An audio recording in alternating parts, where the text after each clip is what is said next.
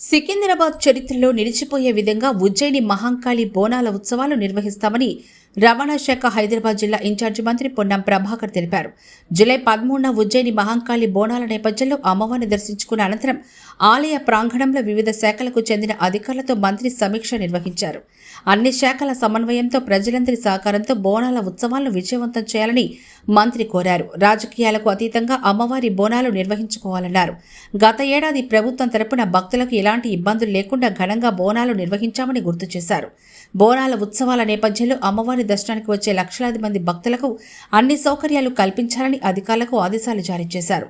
బోనాలతో వచ్చే మహిళలకు ప్రాధాన్యత కల్పిస్తూ ప్రభుత్వ పరంగా అన్ని శాఖల అధికారులను సమాయత్తం చేస్తున్నట్లు తెలిపారు. సమావేశంలో కలెక్టర్ హరిచందన, స్థానిక ఎమ్మెల్యే తలసాని శ్రీనివాస్ యాదవ్, దేవాదాయ శాఖ జీహెచ్ఎంసీ విద్యుత్, అగ్నిమాపక జలమండలి అధికారులు పాల్గొన్నారు.